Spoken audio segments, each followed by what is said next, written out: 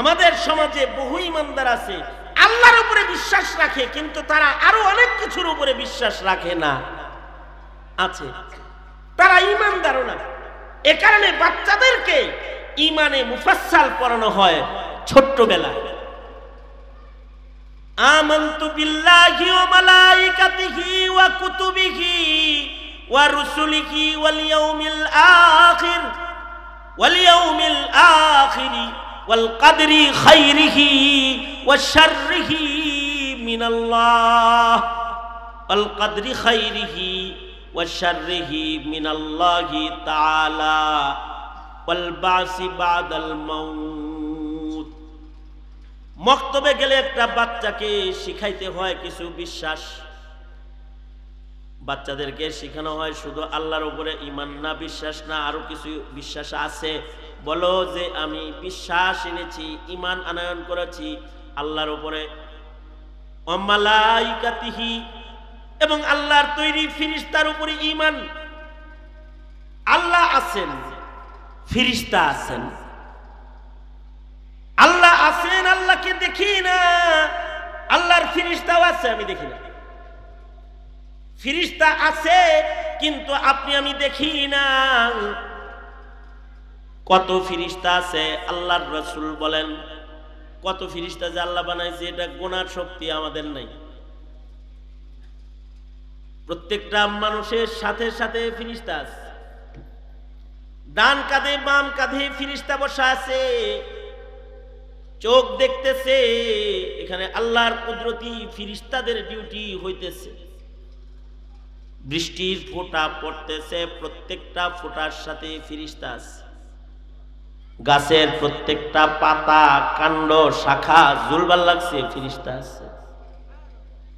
প্রত্যেকটা ফল বড় হইতেছে, ফেরেশতারা ডিউটি করতেছে। সুবহানাল্লাহ। চুপচাপ করেন, সুবহানাল্লাহ বলবেন, খালি চুপি চুপি বলবেন আর কি। জোরে আওয়াজ করে বলেন সুবহানাল্লাহ, জোরে বলেন। আল্লাহর রাসূল মিরাজ থেকে এসে বলে, আল্লাহর রাসূল মিরাজ থেকে এসে বলে মসজিদ আছে একটা আসমানের উপরে, আল বাইতুল মামুর। এই মসজিদের ভিতরে ফেরেশতারা ইবাদত বন্দি করে। আল্লাহর রাসূল মিরাজ থেকে এসে বলে, যেই ফেরেশতা একবার ওই মসজিদে ইবাদত করার জন্য ঢুকে ইবাদত করে বাইরে হয়ে পড়ে,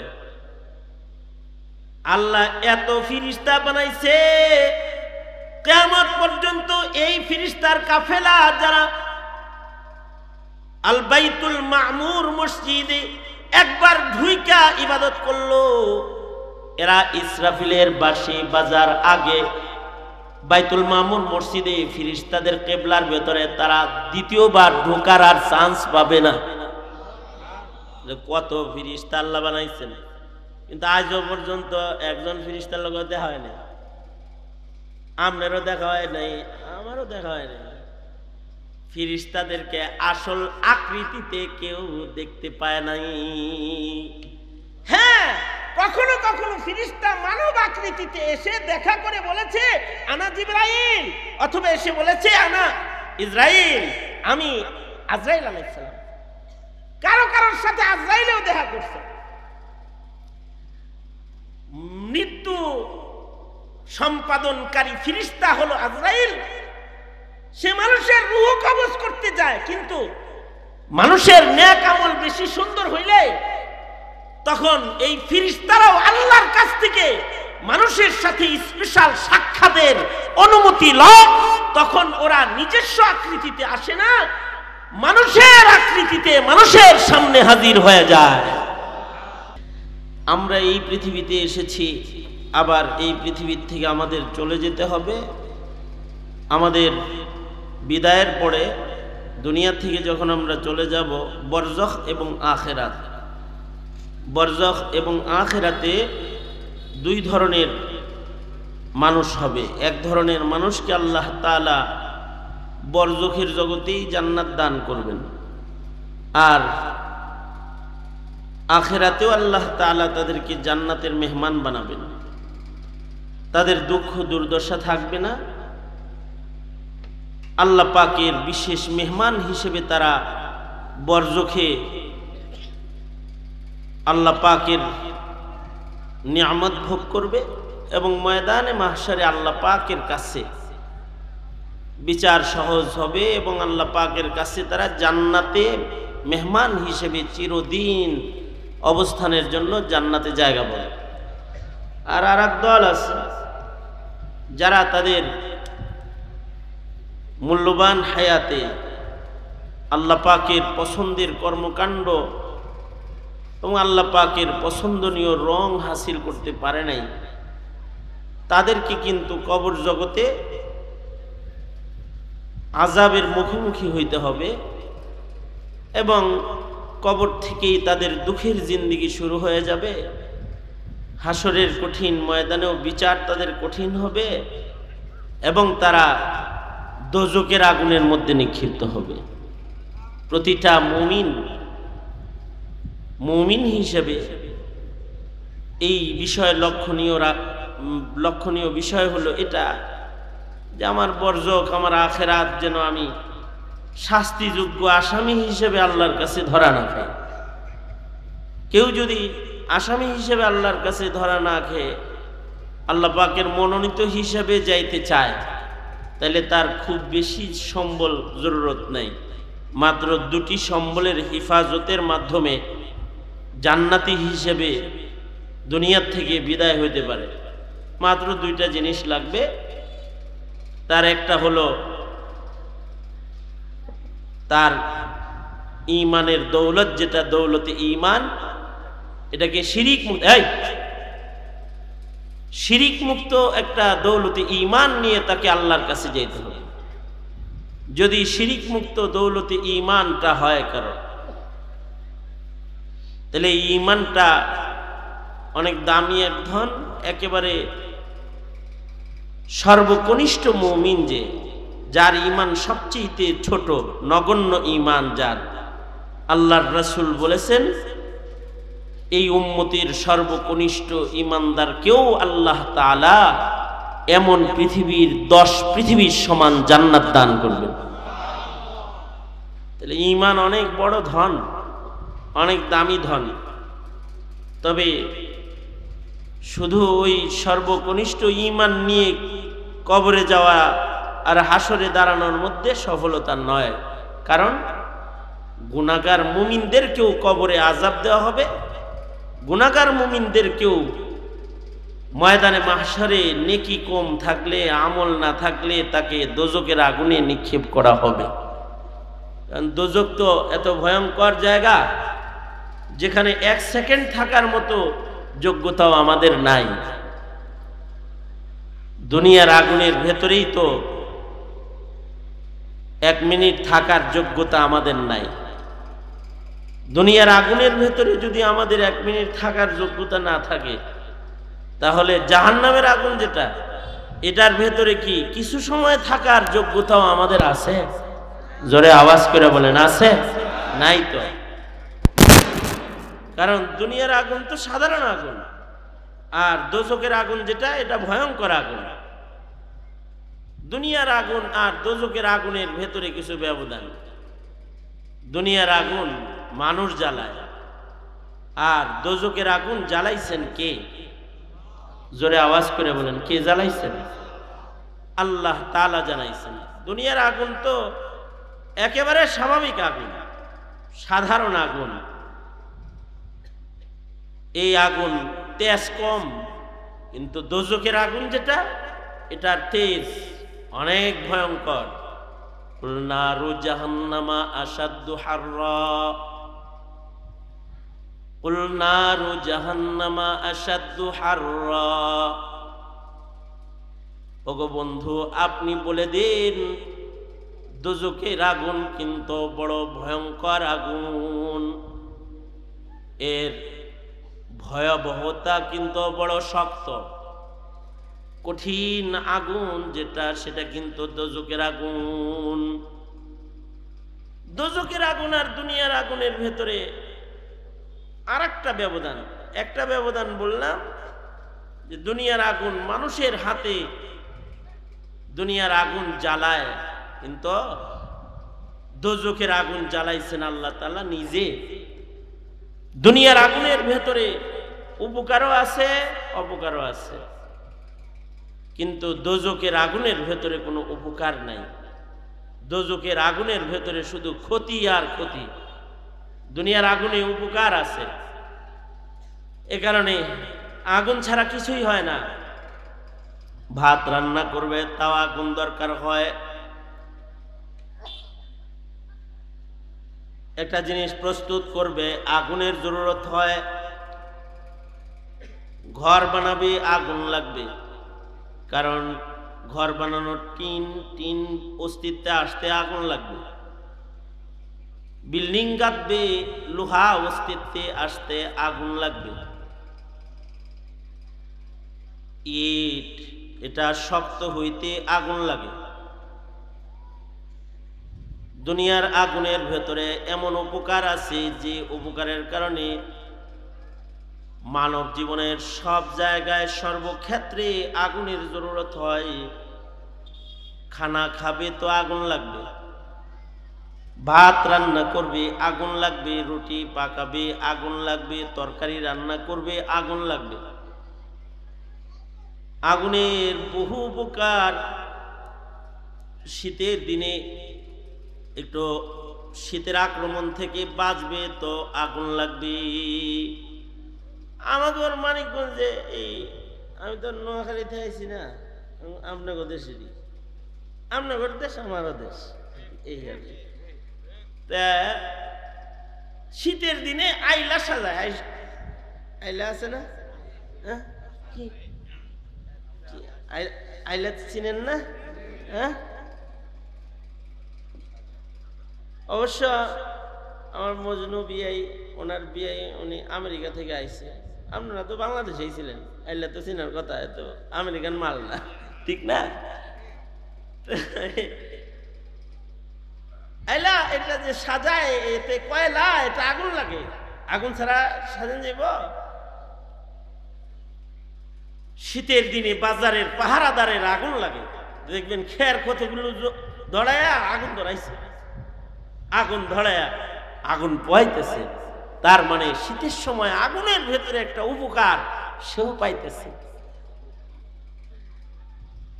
হাজারো রকমারি এই যে এই জিনিসটা প্রস্তুত হয়েছে, মাইক মাউথপিস, এটা বানাইতে আগুন লাগছে, এই যে এটা বানাইতে আগুন লাগছে, তারগুলো বানাইছে আগুন দিয়ে বানাইছে, এটাকে পোড়াইছে, গলাইছে, সুন্দর করে আগুন দিয়ে এটাকে প্রসেসিং করেছে।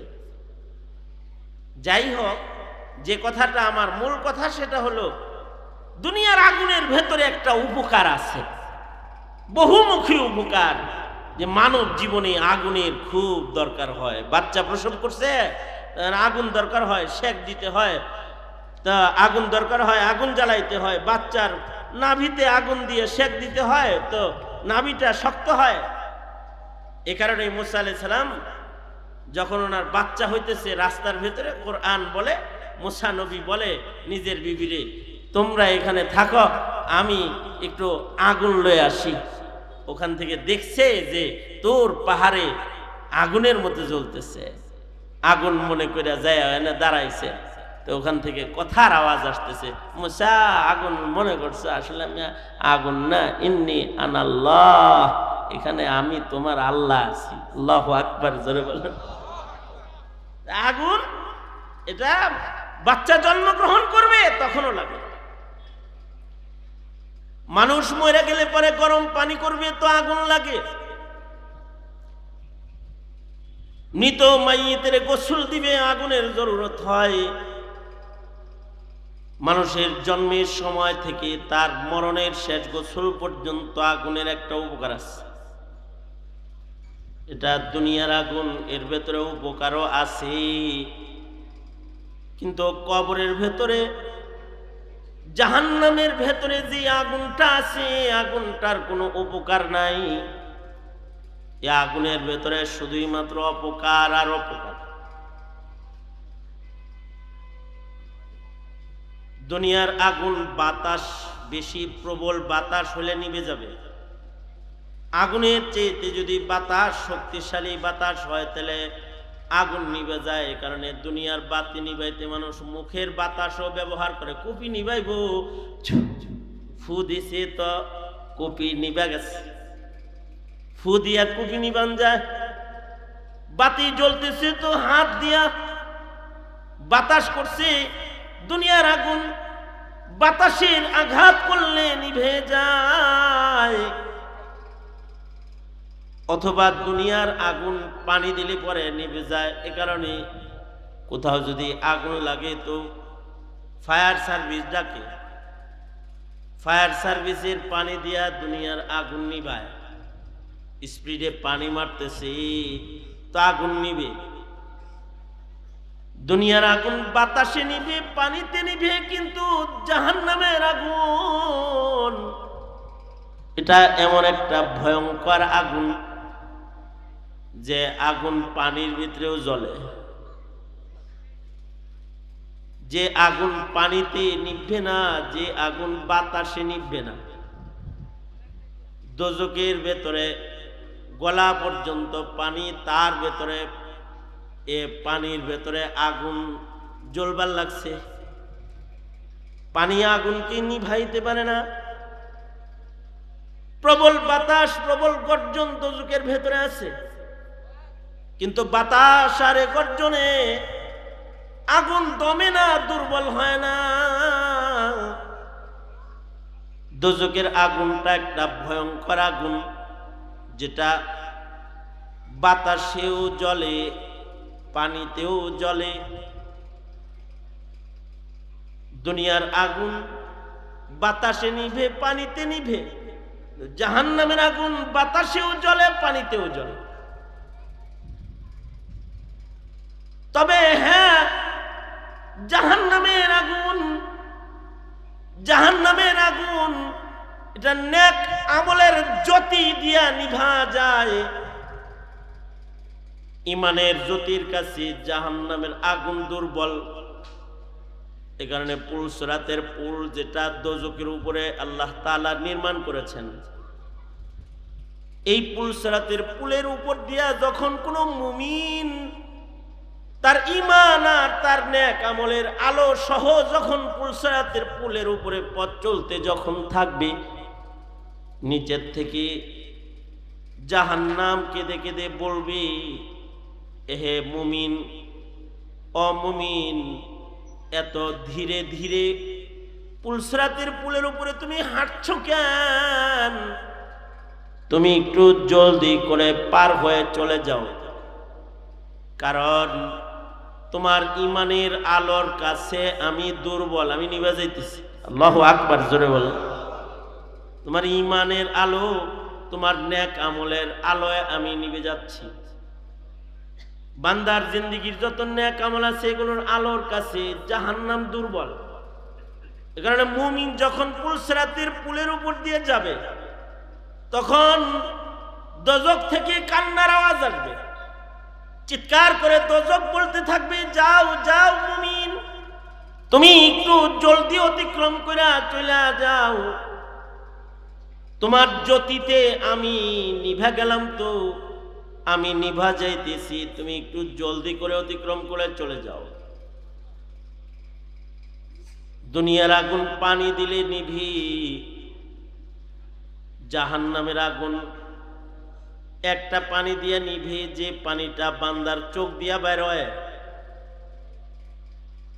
বান্দা আল্লাহর ভয়ে যে চোখের পানি বান্দার চোখ থেকে প্রবাহিত করে, এর এক একটা ফোঁটা চোখের পানি এত পাওয়ারফুল।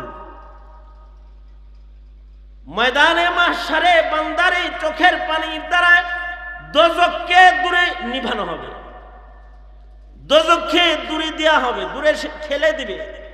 যার চোখের পানি দুনিয়ার মাটিতে যত বেশি হবে, চোখের পানি দিয়া জাহান্নাম নিভে যাবে। চোখের পানি জাহান্নামে ছুঁড়ে মারলে জাহান্নামের আগুন নিভে যাবে। তাছাড়া এই দোজখের আগুন এটা ক্ষতিকারক আগুন, এটার কোনো উপকার নাই, ভয়ঙ্কর আগুন, এটা নিভার মতো আগুন নয়। এই দোজখের আগুন, এইটার থেকে আল্লাহ তাআলা বাঁচতে বলেছেন। ইয়া আইয়ুহাল্লাযীনা আমানু কু আনফুসাকুম ওয়া আহলিকুম নারা,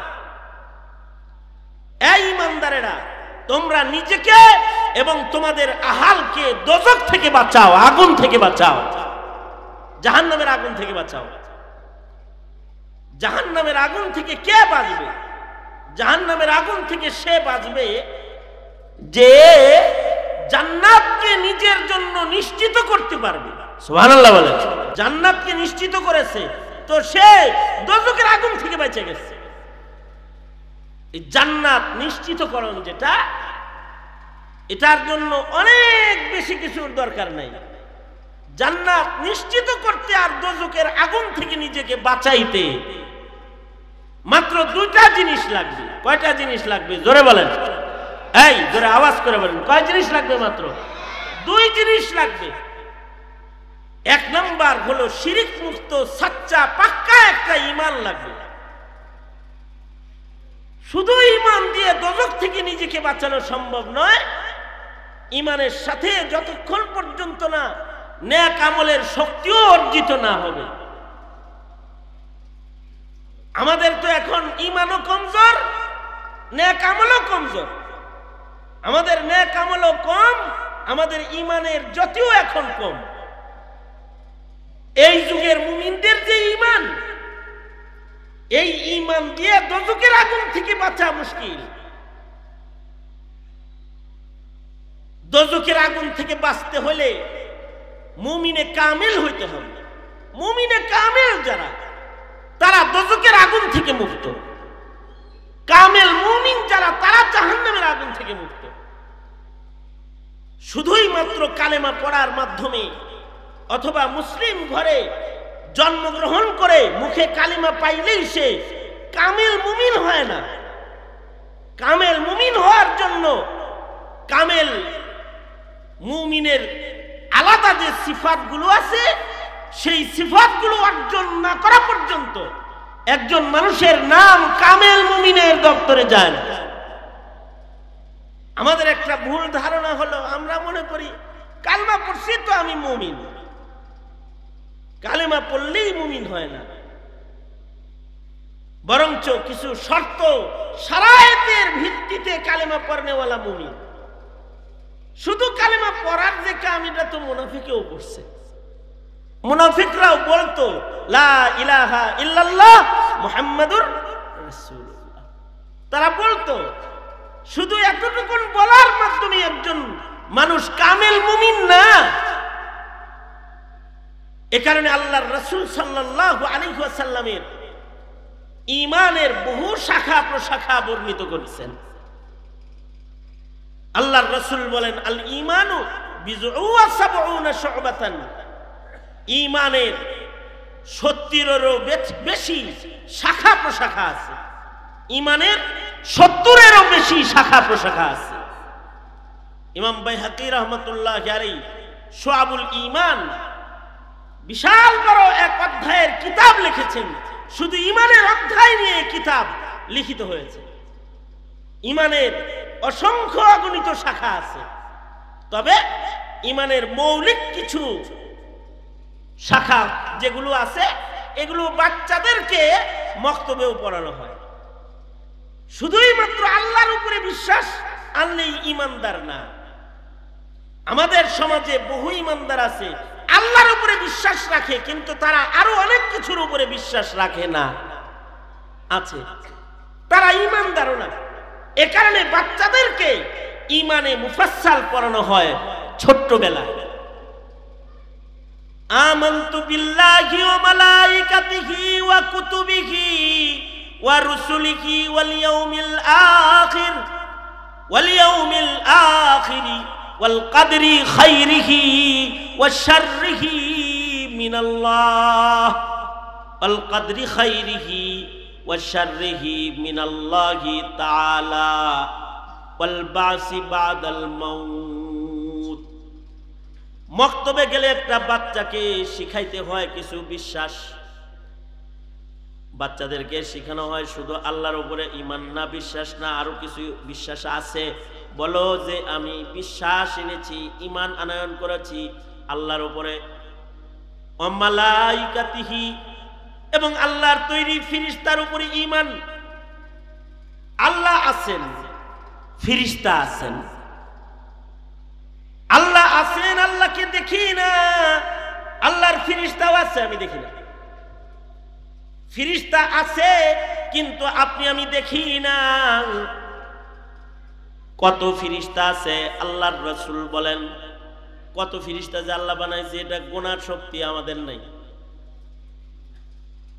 প্রত্যেকটা মানুষের সাথে সাথে ফেরেশতা আছে, ডান কাঁধে বাম কাঁধে ফেরেশতা বসা আছে, চোখ দেখতেছে। এখানে আল্লাহর কুদরতি ফেরেশতাদের ডিউটি হইতেছে।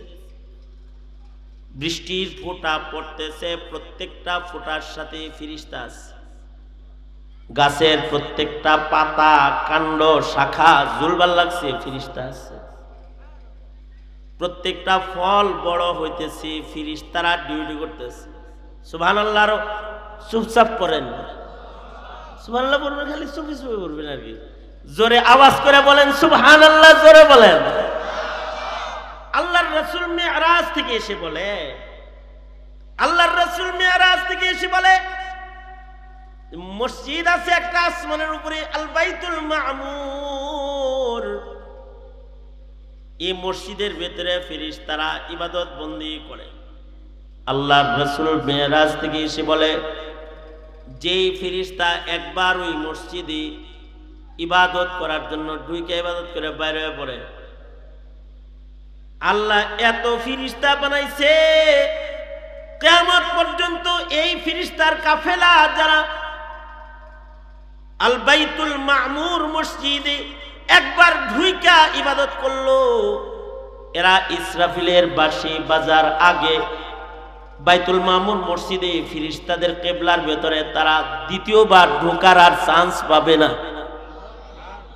কত ফেরেশতা আল্লাহ বানাইছেন, কিন্তু আজও পর্যন্ত একজন ফেরেশতার লোক দেখা হয় না।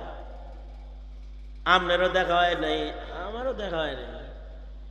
ফেরেশতাদেরকে আসল আকৃতিতে কেউ দেখতে পায় নাই।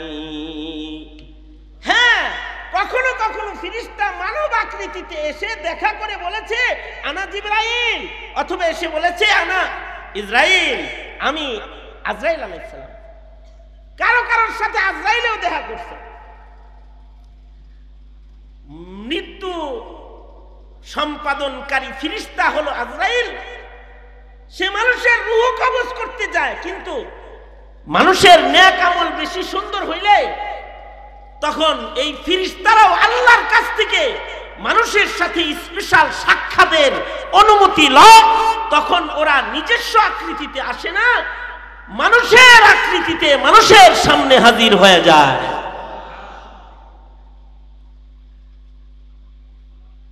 যেমন ইব্রাহিম আলাইহিস সালামের কাছে ফেরেশতা আসছে, কোরআন বলে ইব্রাহিম আলাইহিস সালামের কাছে ফেরেশতা আসছে।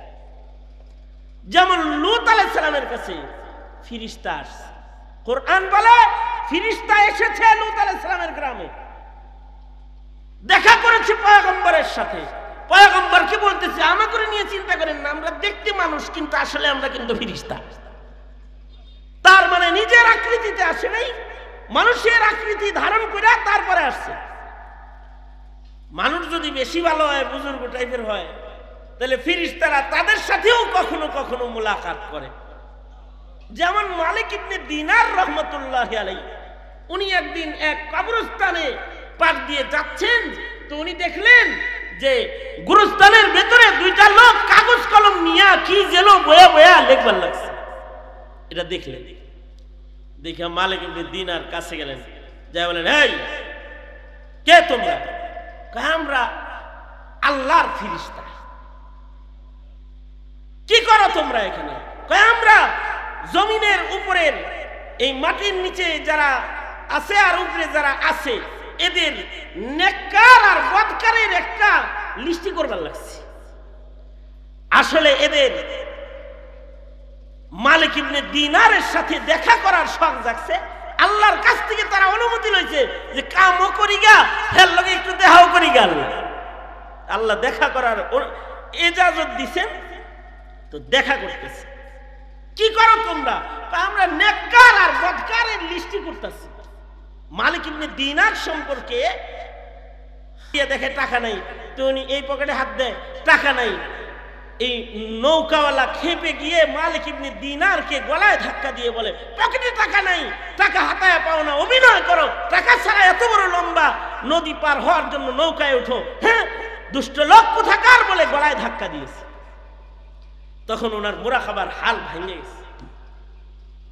ভেঙে যাওয়ার পরে মালিক ইবনে দিনার বলে, আল্লাহ নৌকার মাঝির মায়ের খাওয়াইলা, আয় আল্লাহ দিনার দাও, দিনার দাও, ভাড়া দিই। মুখ দিয়া বলছে, আয় আল্লাহ আমাকে দিনার দাও। এটা বলার সাথে সাথে কারামাতুল আউলিয়াই হাক্কুন, এটা লা নুসাদ্দিকু ওয়ালা নুকাদ্দিবু, ওলিদের কারামত, এটা অস্বীকার করা যায় না। যদি কেউ বিশ্বাস নাও করে, অবিশ্বাস করার সুযোগ নাই। সাথে সাথে মাছগুলো দিনার ঠোঁটে নিয়া নদীর ভেতর থেকে মাছ দিনার লইয়া মাথা উঠায়া ধরছে মালিক ইবনে দিনারের কাছে নৌকার চতুর্দিকে। মালিক ইবনে দিনার একটা দিনার নিয়া ভাড়া দিয়া বয়, এই আল্লাহ গুনা আমার যাওগা, আল্লাহ গুনা যাওগা। আরে ইবনুল হাজার আসকালানী রহমাতুল্লাহ আলাইহি তাহজিবুত তাহজিব কিতাবের ভিতরে লিখেছেন, এক বুজুর্গ ছিলেন, বড় মুহাদ্দিস ছিলেন, জমানার একজন বড় মুহাদ্দিস, ওনার সাওয়ানেহ লিখতে যায় লিখেছেন যে এই মুহাদ্দিস ইবনুল হাজার আসকালানী কে? ইবনুল হাজার আসকালানী হলো যিনি বুখারী শরীফের শরহ লিখেছেন, বুখারী শরীফের ব্যাখ্যা গ্রন্থ যিনি লিখেছেন, তিনি হলেন ইবনুল হাজার আসকালানী রহমাতুল্লাহ আলাইহি। উনি বর্ণনা করেন, পেছনের যুগের বড় একজন মুহাদ্দিস এমন ছিল, ইবাদত বন্দিগি ইমান মজবুত, আর ইবাদত বন্দিগি এত, এগুলো দিয়া আল্লাহর লগে এই রকমের খাতির লাগাইছে, দুনিয়ার জিন্দেগিতে কখনো তার না খায় থাকা লাগে নাই, খাবারের জন্য ঘোরা লাগে নাই। যেমন হযরত আবু হুরায়রা জীবনের শেষ প্রান্তে এসে লম্বা একটা যুগ পর্যন্ত ওনার কোনোদিন না খায় থাকা লাগেনি, কিন্তু এক সময় উনি না খেয়ে রয়েছেন, তখন মৃগী রুগী মনে করে ওনার মুখের ভিতরে জুতা দিয়া মানুষ পারাইতো। হযরত আবু হুরায়রা বলেন, আমি হলো ইলম হাসিল করার লেগে নবীর দরবারে পড়ে থাকি, আরে খানা খাইতেও যদি যাই তাহলে ইলম থেকে যদি আমি বঞ্চিত হয়ে যাই, এর লেগে আমি খানা খাইতে যাই না, মানুষ আমাকে মৃগী রুগী মনে করে আমার মুখে জুতা দিয়া বাড়ি দেয়।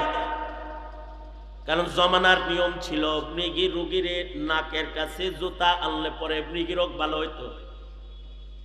হযরত আবু হুরায়রা বলেন, একদিন আমার কষ্ট শেষ হয়ে গেল যে আল্লাহর রাসূল আমাকে কিছু খেজুর হাদিয়া দিলেন, আর একটা থলে দিয়া বললেন, এই থলের ভিতরে খেজুরগুলা ঢুকায় রাখো, যখন তোমার ক্ষুধা লাগবো বের করে খাও। কয়েক নবীর দেয়া খেজুর আমি থলের ভেতরে কমরের ভেতরে রাখলাম। সেই যুগ থেকে হযরত আবু বকরের যুগ, হযরত উসমানের যুগ পর্যন্ত পুরাটা সুদীর্ঘ এই দুই যুগ খিদা লাগলেই কমর থেকে বের করে খাইতাম, কিন্তু এটা কমতো না। আল্লাহর নবীর দেয়া খেজুরের ভিতর থেকে খেজুর খাইয়া আবার এটা কমরে গুজ্জা রাখতাম, দেখতাম যে এটা আবার বইরা রয়েছে। শুধু নিজে খাই নাই, হযরত আবু হুরায়রা বলে মানুষ আসলে তা করে খাওয়াইতাম, খাওয়াইলেও কমতো না, আবার কমরে রাখলে এটা বইরা যেত। আল্লাহর সাথে তাআল্লুক কামেল হইয়া গেলে, ঈমান আমল মজবুত হয়ে গেলে দুনিয়াতেও এই দশা হয়। এ কারণে হযরত উসমান যেদিন শাহাদাত বরণ করলেন, হযরত আবু হুরায়রার থলেটা ওই দিন পেরেশান হালতে হারায় গেছে। হযরত উসমানের শাহাদাতের পরে গোটা মদিনা যখন কাঁদতেছিল, তখন হযরত আবু হুরায়রা মদিনার গলি দিয়া হাঁটতেছিল আর বলতেছিল, এই মদিনাবাসী, তোমাদের বেদনা একটা যে তোমরা ওসমান হারাইছো, কিন্তু আমার বেদনা কিন্তু দুইটা। একদিকে আমি ওসমান হারাইছি, আর একদিকে ওই থলেটাও হারাইছি, যে থলের খেজুর আমি 2 যোগ খাইছি। ওই থলেও আমার আজকে হারায় গেছে জানাজায় ভিড়ে। লিন্নাসি গাম্মুন ওয়ালি গাম্মান, লিন্নাসি গাম্মুন ওয়ালি গাম্মান, ফাকদুল জিরাব ওয়া কাতলু শাইখি উসমান। লিন্নাসি গাম্মুন ওয়ালি গাম্মান, ফাকদুল জিরাব ওয়া কাতলু শাইখি উসমান। হযরত আবু হুরায়রা বলতেন, মদিনার মানুষের এক দুঃখ যে উসমান হারাইছে, কিন্তু আমার দুঃখ 2টা, আমার থলে হারাইছে, আবার উসমান হারাইছে। কিছু মানুষের কাছে এরকম আল্লাহর সাথে খাতির হয়ে গেলে এরকম ভালো লাগে যায়। এক মুহাদ্দিসের কথা ইবনুল হাজার আসকালানি বলেছেন, এই মুহাদ্দিস সাহেব এমন ছিল, সুবহানাল্লাহ বলার লাগে রেডি হয়ে বহেন আল্লাহ দিলে, মানে খবরটা দেওয়ার লাগে একটু কয়েন সুবহানাল্লাহ, এতক্ষণ কয়েন। মানুষ মানুষ, আপনার আমার মতোই মানুষ, 2 চোখ 2 কান 1 নাক 1 মুখ 2 পা 2 হাতওয়ালা, এই 5 আঙ্গুলওয়ালা হাতওয়ালা মানুষ, কিন্তু তার হালত কি ছিল? ইবনুল হাজার আসকালানি বলে, রাস্তা দিয়ে যখন হাঁটতো তখন ক্ষুধা লাগলে রাস্তা থেকে কুড়াইয়া কঙ্কর হাতে লইতো, আর হাত খুললে এটা খেজুর হয়ে যেত, এটা খাইতো, পেট ভরে যেত। আল্লাহু আকবার কবীর, আল্লাহু আকবার। হেরাও মানুষ, কি অবস্থা যে কঙ্কর হাতে লইছে, হাতে লইছে কি কঙ্কর, কিন্তু এটা মুঠ খুলছে, এটা খেজুর। সুবহানাল্লাহ, আওয়াজ করে জোরে বলেন খেজুর। কি হইছে? খেজুর হইছে। এটা কি জন্য হইল? আল্লাহর সাথে গভীর তাআল্লুকের কারণে হলো। আল্লাহর সাথে খাতিরটা একটু বেশি। সিফাতুস সাফওয়া কিতাবের ভেতরে আমাদের আরেক বুজুর্গের ঘটনা আছে। সেটা হলো, এক বুজুর্গ পায়ে হাইটা মক্কা শরীফ যাইতেছেন, মরুভূমির উপর দিয়া পায়ে হাইটা যায়, ইহরামের কাপড় পরা, পাশেই আবার আরেকজন ইহরামের কাপড় পরা, ইহরামের কাপড় পরা ঘোড়ার পিঠে সওয়ার হয়ে যাইতেছে। হে পায়ে হাইতে যাইতেছে, আরেকজন ঘোড়ার পিঠে যাইতেছে। সওয়ারিতে আরোহণকারী হাজী সাহেব পায়দাল জমিনে হাঁটনেওয়ালা হাজী সাহেবকে বলে, এই হাজী সাহেব যাইবা কই? কয় তুমি যাইবা কই? আরাফার মাঠে যাচ্ছি, হজ্জে বাইতুল্লাহতে যাচ্ছি। তুমি যাও কই? আমিও আরাফায় যাইতেছি। তুমি যাইতেছো পায়ে হাইটা, আর আমি হলাম সওয়ারিতে চড়ে আরামে যাই। তোমার হাঁটার গতি যা লাগে, এতে আরাফা যায় ধরতে পারবা বলে মনে হইতেছে না। হাজী সাহেব বলে, আপনার ফিকির করো ভাই, নিজের ফিকির করো, যাও। সে কিছুদূর চলছে, এই অসহায় হাজী সাহেবকে দেখে তার হৃদয়ের ভিতরে রহম তারি হয়ে গেছে, রহমে উতলাইছে। রহম উতলাইলে চিন্তা করতেছে, হজে যায় নয় খানার কষ্ট করলাম, যাই করলাম, একটা কিছু করলাম, এর সামনে তো পশুর বাজার আছে একটা, এইখানে হাইওয়ান জানোয়ার বেচা কিনা হয়, ওই বরাবর যায় দাঁড়ায় রয়েছে। আর এই লোক যখন হাঁটতে হাঁটতে এই বাজার পর্যন্ত এসেছে, তো নিজের সংরক্ষিত টাকাগুলা হাজী সাহেবকে দিয়া বলে, হাজী সাহেব এই বাজারে হাইওয়ান জানোয়ার বিক্রি হয়, আমি এই টাকাগুলো আপনাকে হাদিয়া দিলাম। দুর্বল একটি ঘোড়া যদি এখান থেকে আপনি কিনে নেন, তাহলে আপনি সওয়ারিতে চড়ে মক্কায় যেতে পারবেন। হাদিয়া দিতেছে। মুসলমান মুসলমান ভাই ভাই রে হাদিয়া দেওয়া সুন্নাত, হাদিয়া দিতে টাকা ধরছে, নেন। এই কথা বলতে এই হাজী সাহেবের লোকে তার রবের সাথে তার ঈমান আমল এত পুখতা, এই হাজীর লোকে তার রবের সাথে এত খাতির, সে হাত উঠায় বলে, আল্লাহ ও আমার বেশি কাছে না তুমি আমার বেশি কাছে, আমার যদি কিছু নিতেই হয় তার কাছ থেকে নিব কেন, কিছু টাকা দাও তো আল্লাহ। দাও বইলা এরকম মুঠ করছে, মুঠ খুলছে আর দেখে দিনার দিরহাম হাতে আছে। এইটা একে হাদিয়া দিয়ে কয় এটা তোমার সফরের জন্য আমি তোমাকে হাদিয়া দিলাম। কারণ আমার টাকা চাইয়া নিতে তোমার মতো ধনীর কাছ থেকে চাইয়া নেওয়া লাগে না। যিনি সবচেয়ে বড় ধনী তিনি হলেন আমার আল্লাহ। আমার কিছু জরুরত হইলে আমি আমার আল্লাহর কাছে চাই। আল্লাহু আকবার বলেন, আল্লাহর কাছে চাই। তুমি কি মনে করেছো পয়সার অভাবে হাঁটছি? না না না, নিচে নিয়ত করেছি পায়ে হেঁটে হেঁটে কাবা ঘরে যাব, যত কদম হাঁটবো তত রবের প্রিয় হব। আল্লাহু আকবার জোরে করে বলেন, তত নেকি জমা হবে। এই ধান্দায় হাঁটতেছি বেটা, পায়ে হাঁটতেছি অর্থের অভাবে নয়, পায়ে হাঁটতেছি আমলের অভাবে। কিছু আমল জড়ো করতেছি, কদমে কদমে নেকি কামাই করতেছি। হাসরের মাঠে নেকি বেশি হলে আল্লাহর কাছে যাওয়া যাবে।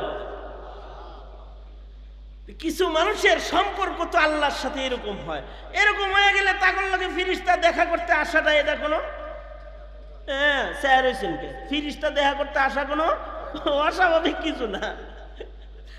মালিক ইবনে দিনার রাস্তা দিয়ে যাইতেছে, তো দেখে যে ফিরিস্তারা লেখে, কি লেখো? নেককার আর বদকারের লিস্টি করবার লাগছি। হ্যাঁ তাহলে দেখো তো এই লিস্টের ভিতরে নেককারদের খাতার ভিতরে মালিক ইবনে দিনার আছে নাকি? ফিরিস্তারা পাতা পুতা উল্টায় কয় নাই। মালিক ইবনে দিনার তো অজ্ঞান হয়ে পড়ে গেছে। হায় হায়, জমিনের নেককারের খাতায় আমার নাম নাই। কিছু সময় পরে হুশ আসছে, তো মালিক ইবনে দিনার ফেরেশতাদেরকে ধরে কয়, এই ফেরেশতারা ভাই, নেককার হিসেবে আমার নামটা খাতায় নাই, না থাকলো তবে এই খাতায় নেককারদের সিপাই সাপায় নেককারদের খাদেম হিসেবেও তো আমার নামটা লেখা যায়। লেখো না একটু, আমিও তো নেককারদেরকে ভালোবাসি, আমার নামটা এই খাতার সিপায় কোনো জায়গায় লেখা লয়ে যাও। সাথে সাথে ফিরিস্তারা উদা হয়ে গেছে। আল্লাহ রাজা, আল্লাহ বুঝছি কি লেখা অদৃশ্যে আমার লেখাও, সামনাসামনি যদি নেকি লেখা আর যদি দেখে তাহলে কলম যাইতে দেবো। আর কইব লিখিস না গুনা, নেকি লেখলে কইব এত কম লেখলি গা। এর লেগে তো আমাকে অদৃশ্যে চালাও। মালিকে তো আমাকে দৈরা বইছিল, আমরা চলে আইছি। মালিক ইবনে দিনার যখন দেখছে যে ফিরিস্তারা উদাও হয়ে গেছে, মালিক ইবনে দিনার কান্না শুরু করেছে। হায় রে, জান্নাতি বান্দার দপ্তরে বুঝি আমার লাভ নাই রে। কানতে কানতে মসজিদে চলে গেছে, সালাতুত তওবা পড়েছে। 2 দিন 3 দিন খাবার দাবার বন্ধ হয়ে গেছে, খানা পিনা বন্ধ। মালিক ইবনে দিনার কান্দে আর কান্দে, খাওয়া দাওয়া নাই, শুধু কান্না। গো আল্লাহ, নেককারের খাতায় আমার নাম নাই। কানতে কানতে মালিক ইবনে দিনার ক্লান্ত পরিশ্রান্ত এক সময় ঘুমিয়ে পড়েছে। ঘুমের ঘরে স্বপ্নে দেখে যে ফিরিস্তাগুলার সাথে দেখা হয়েছে, ওরা ঘুমে আবার আইছে। কয়, মালিক কান্দো কেন? একটা সুখবর দিতে তোমার ঘুমি আমরা আসতে বাধ্য হয়েছি তাড়াতাড়ির জন্যে। সেটা হলো, আমাদের খাতায় তোমার নাম না থাকলেও আমাদের নকল খাতাটা যখন আসমানের আসল খাতার সাথে মিলাইতে গেছি, যায় দেখি আল্লাহর খাতায় মালিক তোমার নাম আছে।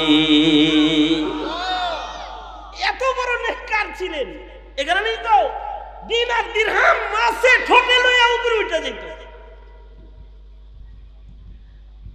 মুহতারাম হাজিরিন, এটা মানুষের নেক আমল আর ইমানে কামেল দিয়ে এগুলো অর্জিত হয়।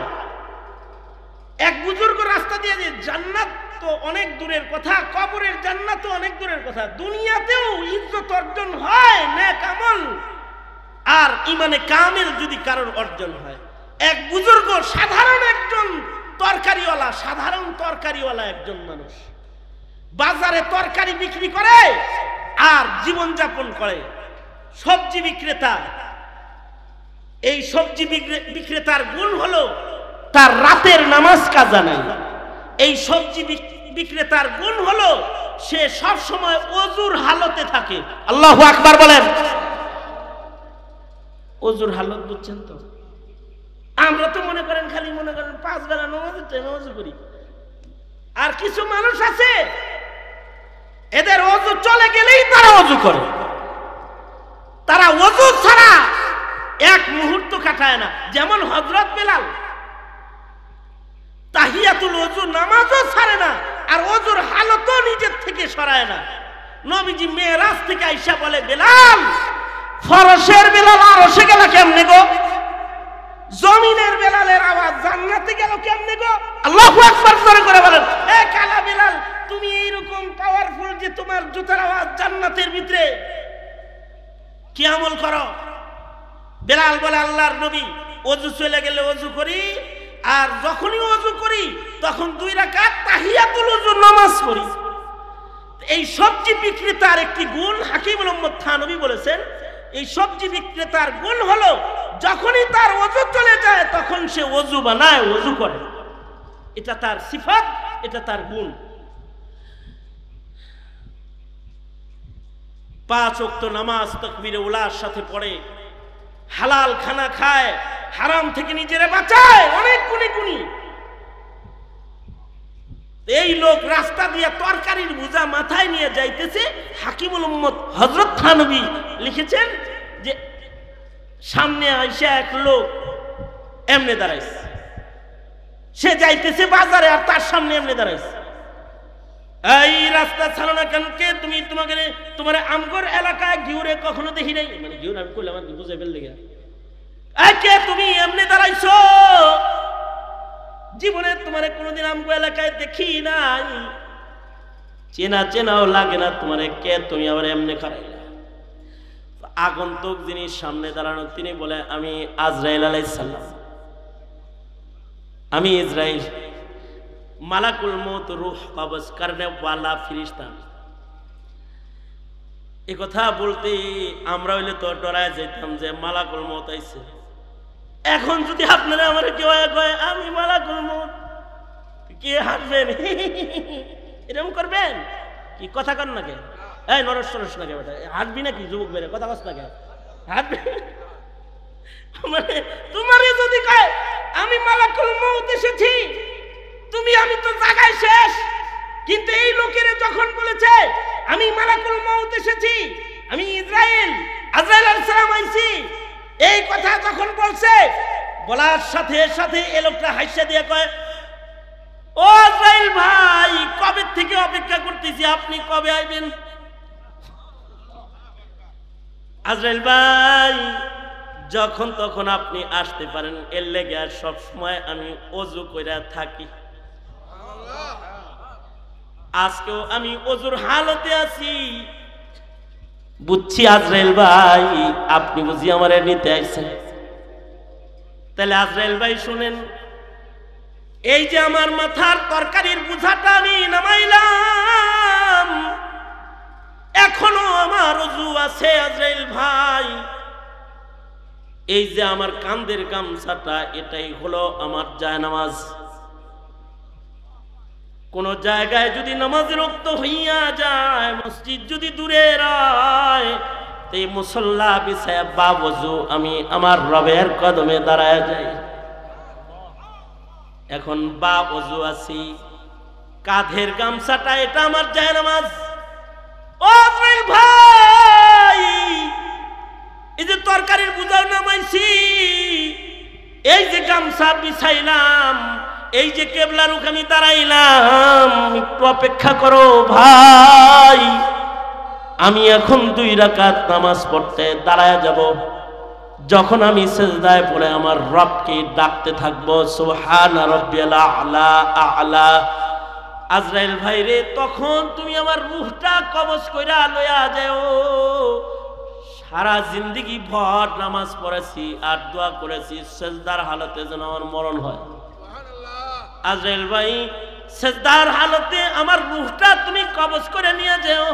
হাসি মুখে কথাটা বইলা গামছাটা যখন বিছাইবার লাগছে, আজরাইল কয়, আসমানে তোমার কথা বারবার আলোচনা হয় বিদায় তোমারে দেখতাইছিলাম, আজকে রূহ কবজ করতে আসি নাই, তোমার নেক আমল আর তোমার ঈমানের কারণে তুমি আসমানে বড় প্রশংসিত। আজকের মুলাকাত রূহ কবজের মুলাকাত নয়, আজকের মুলাকাত তোমার সাথে মুহাব্বতের মুলাকাত। আল্লাহু আকবার কাবীরা। এটাও মানুষেরই হাল। কোন মানুষের হাল এরকম? রাস্তায় হাঁটে আর গাঞ্জা খায়, তার হাল এরকম। কোন মানুষের হাল এরকম? মদের আসরে যায় পড়ে থাকে, তার হাল এরকম। কোন মানুষের হাল এরকম? সুদকে হালাল মনে করে খায়, তার হাল এরকম। কোন মানুষের হাল এরকম? ঘুষকে হালাল খাবার মনে করে খায়, তার মান আর তার মূল্য কি এরকম? না, তার দাম এরকম না। তবে হ্যাঁ, কিছু মানুষের মূল্য দুনিয়াতেও আছে, কবরেও আছে, হাসরেও আছে। সেই মানুষগুলো কারা? তাদের অনেক অর্জন না, তাদের অনেক বড় বাগান বাড়ি আছে, কোটি কোটি টাকার ব্যবসা আছে, অনেক বড় ইজ্জতের চেয়ার তার আছে, তার অনেক খ্যাতি সুখ্যাতি সারা দুনিয়াতে ছড়িয়ে আছে। না না, এরকম না, এরকম না। খ্যাতি না হলেও একটা মানুষ, আপনারা তো মনে করেন যে হুজুর রে সবাই চিনে, এই হুজুর বড় হুজুর। ওই যে দেখছো, হ্যাঁ দাওয়াত দিলে হাজার হাজার লোক হয়, মারাত্মক বুজুর্গ। না না, ওইটা খ্যাতি বেশি, এই কারণে বুজুর্গ বড়, তা না। আগের যুগের বুজুর্গরা যদি দেখতেন যে তার খ্যাতি হয়ে গেছে, তো এই শহর ছাইরা দিতেন, এই শহরই ছাইরা দিতেন। এক বুজুর্গ ছিলেন পূর্বের যুগের, যার জানাজা পড়ার জন্য ইব্রাহিম আদহাম থেকে শুরু করে বহু বুজুর্গরা তার জানাজা পড়তে আইছে। মৃত্যুর পরে বিনা মাইকিং এ চলে আইছে। বিনা মাইকিং এও আগে জানা যায় বহু বুজুর্গ এসেছে, কারণ বান্দা মরে গেলে তার মাইকিং আল্লাহ নিজে করে ফেলেছে। যেমন ইমাম বুখারী মারা গেছে, আর ইমাম বুখারীর মৃত্যুর মাইকিং মুহাম্মদুর রাসূলুল্লাহ সাল্লাল্লাহু আলাইহি ওয়াসাল্লাম নিজে করে ফেলাইছে। ইমাম বুখারী রাহমাতুল্লাহ যেখানে মারা গেছে ওখানে তেমন কোনো মানুষও নাই, কিন্তু সব বুজুর্গরা স্বপ্নে দেখতেছে আল্লাহর রাসূল বলতেছে, এই আমি একজনের লেগে অপেক্ষা করতেছি। কার লেগে অপেক্ষা করেন? আল্লাহর নবী কয়, জানো না আমার মুহাম্মদ আজকে আমার কাছে আইতাছে, সে তো মারা গেছে, সে আজকে বরজখে আসতেছে, আমি তার ইস্তেকবালে দাঁড়ায় আছি। সকাল বেলায় যায় দেখে যে ইমাম বুখারী মারা গেছে। কিছু মানুষ তো এরকম হয়ে যায়, এদের মরণেরও মাইকিং হয়, কিন্তু আসমানে তাদের মাইকিং হলেও আমাদের মাইকিং জমিনে হয়। আর কিছু নেককারের মাইকিং আসমানে হয়, জমিনে তাদের কেউ চিনে ফেললে তারা এলাকা ছেড়ে চলে যায়। এরকম এক বুজুর্গ ছিলেন, জমিনে কেউ চিনে ফেললে তো মানুষ, এলাকার মানুষ জ্বালাইছে যে তো বুজুর্গ লোক, খালি পানি ভরা নিতে আসে, তেল ভরা নিতে আসে, তো ভাগ্য বলে। এই বুজুর্গ একদিন এক মসজিদে গেছে। এই বুজুর্গের শেষ সময় চলছে তখন, অর্থাৎ আজ রাতে এই বুজুর্গ ইন্তেকাল করবে, একেবারে শেষ সময়। বুজুর্গ মসজিদে ইবাদত বন্দেগী করবেন, রাত্রে তাহাজ্জুদ করবেন, মসজিদে গেছেন, খুব ক্ষুধার্ত। ইমাম সাহেব অবশ্য এই বুজুর্গকে চিনেন আল্লাহওয়ালা হিসেবে, তো উনি ওনাকে বললেন, হযরত আপনাকে কি দিয়ে মেহমানদারি করতে পারি? আছে কিছু, মেহমান নেওয়াজি গ্রহণ করেন। ওই বুজুর্গ বলে কি যে সাধারণ জিনিস খাবো না, মোরগ পোলাও খাবো। তো উনি চিন্তা করতেছে, রাত 8টার সময় মোরগ পোলাও কই পাবো আমি? আগে মনে করতাম বুজুর্গ মানুষ তো পান্তা দিলে পান্তা খাওয়ার কথা, যদি পুরা জ্যান্ত জিনিস চায়, মানে পান্তা টান্তা খাইবো না, মোরগ পোলাও চায়।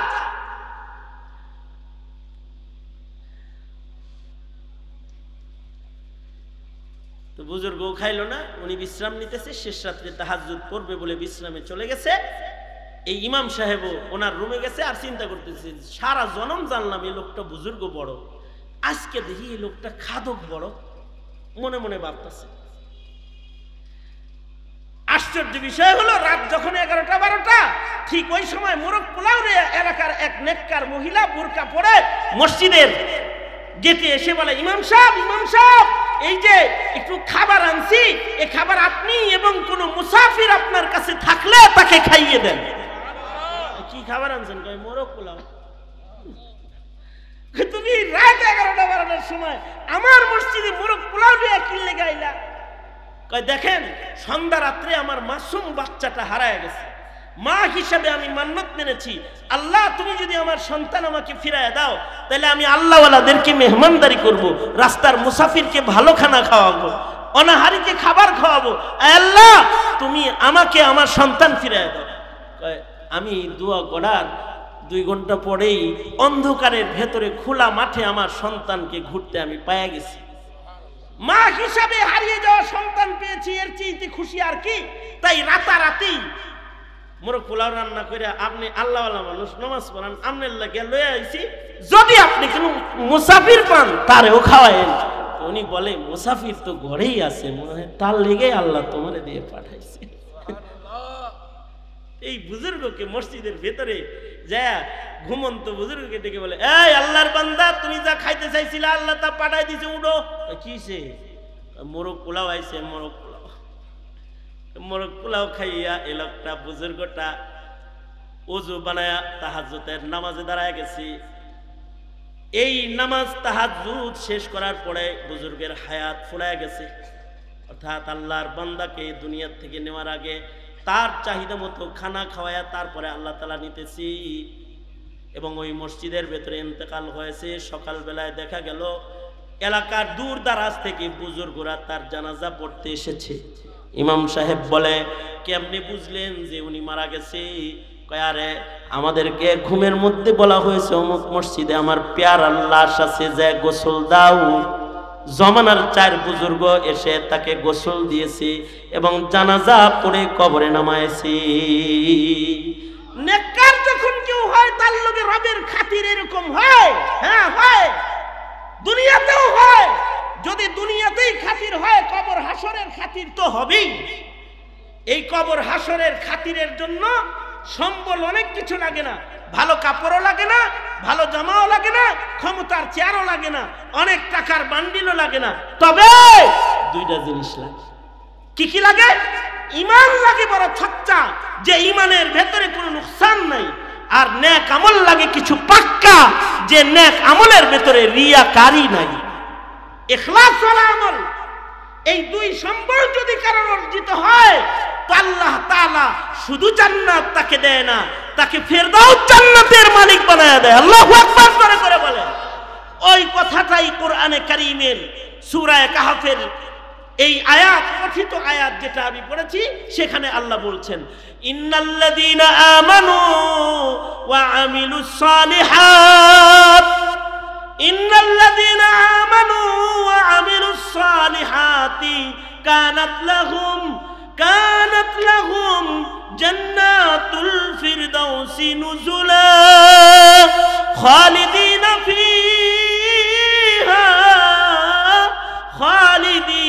ফিহা লা ইয়াবগুনা আনহা হিওয়ালা। ফেরদাউস জান্নাত আল্লাহ তাআলা ওই ঈমানদারদেরকে দান করবে। কোনদিন আর সে জান্নাত থেকে বান্দার বের হইতে হবে না। 2টা সিফাত, 2টা সম্বল যে ঈমানদারের থাকবে, একটা হলো দৌলতে ঈমান যেন ক্ষতিগ্রস্ত না হয়। ইন্নাল্লাযীনা আমানু, নিশ্চয়ই যারা ঈমানদার, পাশাপাশি ওয়া আমিলুস সালিহাত, ঈমানটা কেমন হবে, নেক আমলটা কেমন হবে? পরের আয়াতে যে আল্লাহ তাআলা বলতেছেন, ফামা কানা ইয়ারজু লিকা রাব্বিহি ফালইয়ামাল আমালান সালিহান ওয়ালা ইউশরিক বিইবাদাতি রাব্বিহি আহাদা। শিরক মুক্ত ঈমান হবে আর রিয়া মুক্ত আমল হবে। শিরক মুক্ত ঈমান আর রিয়া মুক্ত নেক আমল যাদের হবে তাদেরই আল্লাহ ফেরদাউস জান্নাতে মুলাকাত দান করবে। আল্লাহু আকবার করে বলেন। সুতরাং তোমার জীবনের বড় ধন হলো তোমার ঈমান, তোমার জীবনের বড় ধন হলো তোমার নেক আমল। এই 2টার গুরুত্ব বাদ দিয়া দুনিয়ার যত জিনিসের গুরুত্বই তুমি দিবে, সফলতা তোমার কাছে আসবে না।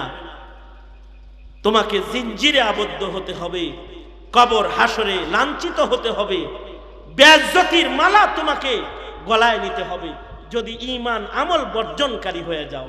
সুতরাং ঈমান নষ্ট করা যাবে না, আমল বাদ দেওয়া যাবে না। ইনশাআল্লাহ বলেন।